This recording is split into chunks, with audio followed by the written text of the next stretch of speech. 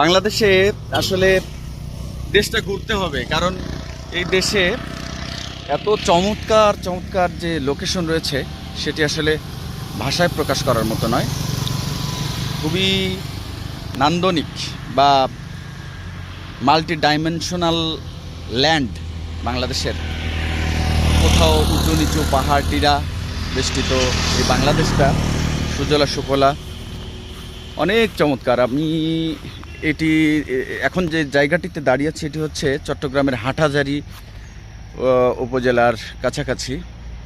একেবারেই পুরো এলাকা পাহাড় অরণ্যে ঘেরা, এবং এই এলাকাটি একটু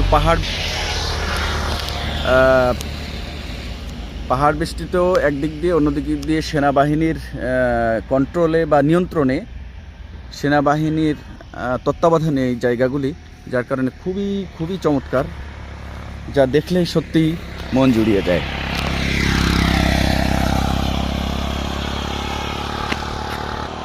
একেবারে যেদিকেই চোখ যায় শুধু সবুজ অরণ্য আর সবুজ অরণ্য। এখানে হচ্ছে একটি চমৎকার গলফ ক্লাব, গলফ মাঠ, যেখানে গলফ খেলে সম্ভবত সেনাবাহিনীর সদস্যরা। চমৎকার একটি গলফ মাঠ। আর আমার চতুর্দিকে অজস্র বেশ বড় বড় পাহাড় বেষ্টিত অত্র এলাকা।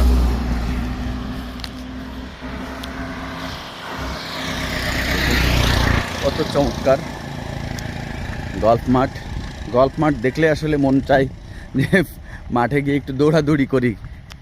গল্ফ খেলতে পারি বা না পারি সেটা বিষয় নয়, দেখলেই ভাল লাগে।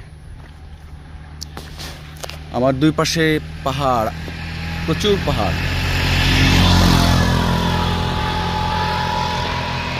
মানে এক কথায় আপনি যেদিকে তাকাবেন শুধুই সৌন্দর্য, দারুণ প্রকৃতি, দারুণ প্রকৃতি।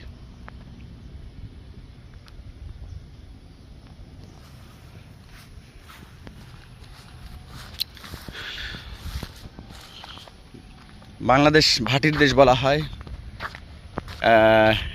আমরা এখন রয়েছি ভাটিয়ারি চট্টগ্রামের।